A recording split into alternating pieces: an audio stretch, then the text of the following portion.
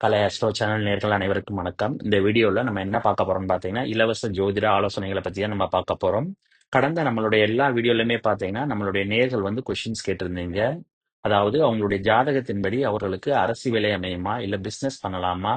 இல்ல திருமணம் நடக்குமா? குழந்தை பேர் இருக்கா? இல்ல படிப்பு எப்படி இருக்கு? இந்த மாதிரி ஏகப்பட்ட கேள்விகள் கேட்டிருந்தாங்க. அவங்களுக்கும் கேட்டிருந்தாங்க, அவங்களுடைய குழந்தைகளுக்கும் கேட்டிருந்தாங்க. அதனால இந்த வீடியோல வந்து என்னன்னா உங்களுக்கு இலவச ஜோதிட ஆலோசனைகள் பண்ணலாம் அப்படிங்கிறதுக்காக நான் முடிவு பண்ணியிருக்கேன். இந்த வீடியோவுக்கு கீழே உங்களை பத்தின டீட்டெயிலை வந்து மென்ஷன் பண்ணுங்க. அதாவது உங்களுடைய டேட் ஆஃப் பர்த் என்ன, நீங்க எப்ப பிறந்தீங்க, அதே மாதிரி எந்த ஊர்ல பிறந்தீங்க அப்படிங்கறத டீட்டெயிலை கொடுங்க. இந்த டீட்டெயில் எல்லாமே இருந்தா மட்டும்தான் உங்களுக்கு வந்து என்னன்னா பலன் வந்து சொல்ல முடியும். அப்புறம் நீங்க உங்களுக்கு கேட்க வேண்டிய கொஸ்டின்ஸ் என்ன அப்படிங்கறத வந்து தெளிவாக நீங்க மென்ஷன் பண்ணுங்க. அப்பதான் அந்த கொஸ்டினுக்கு வந்து என்னன்னா என்ன அப்படிங்கறத உங்க ஜாதகத்தின்படி வந்து அதாவது திருக்கணித ஜாதகத்தின்படி உங்களுக்கு பலன் என்ன அப்படிங்கறத நான் கொடுக்க முடியும். அடுத்து நீங்க உங்களுடைய ஜாதகத்தின்படி என்ன நட்சத்திரம், என்ன லக்னம், என்ன ராசி அப்படிங்கிறது உங்க ஜாதகத்துல வந்து மென்ஷன் பண்ணிருக்கு அப்படிங்கறத அதையுமே பாத்தீங்கன்னா இந்த கமெண்ட்ஸ்ல நீங்க மென்ஷன் பண்ணீங்கன்னா நான் கொஞ்சம் திருக்கணித ஜாதகத்தின்படி கரெக்டா இல்லையா அப்படிங்கறத வெரிஃபை பண்ணிக்கிடுவேன். ஏன்னா பழைய ஜாதகமாக இருந்தால் பெரும்பாலான ஜாதகம் வச்சிருக்கவங்க பாத்தீங்கன்னா வாக்கிய பஞ்சாங்கத்தின்படி வச்சிருப்பாங்க. ஆனா திருக்கணித பஞ்சாங்கம் தான் பாத்தீங்கன்னா துல்லியமானது. அதனால திருக்கணித பஞ்சாங்கத்தின்படி தான் வந்து நான் பலன் சொல்றேன்.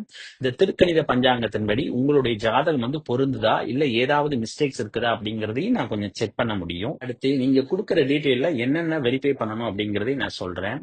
ஏன்னா இப்ப நீங்க வந்து ஒரு 12 மணிக்கு மேல நைட்டு நீங்க பிறந்திருக்கீங்க.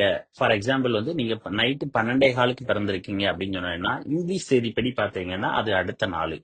ஆனால் தமிழ் தேதிப்படி பாத்தீங்கன்னா நீங்க சன்ரைஸ் வந்து நீங்க எப்ப வருதோ அது வரைக்கும் பாத்தீங்கன்னா அதுதான் வந்து தமிழ் தேதி அப்படிங்கறது அர்த்தம். அதாவது இன்னைக்கு காலையில வந்து 6 மணிக்கு சன் உதிக்குது அப்படின்னு சொன்னா இன்னைக்கு 6 மணில இருந்து அடுத்த நாள் காலையில 6 மணி வரைக்கும் உள்ள தேதி தான் பாத்தீங்கன்னா ஒரு நாள் தமிழ் காலண்டர் படி.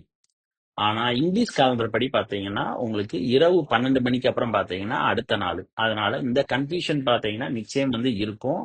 ஏன்னா சில பேர் பாத்தீங்கன்னா வீட்ல என்ன சொல்லுவாங்க, இன்னைக்கு வரப்போற நைட்டு 12:15க்கு நீங்க பிறந்திருக்கீங்க அப்படின்னு சொன்னீங்கன்னா அது தமிழ் படி வந்து கரெக்டா இன்னைக்கு இன்னைக்கு இப்ப இப்ப என்ன டேட்டோ அதே டேட்டா தான் இருக்கும். ஆனா இங்கிலீஷ் காலண்டர் படி பாத்தீங்கன்னா அடுத்த நாளா மாறிடும்.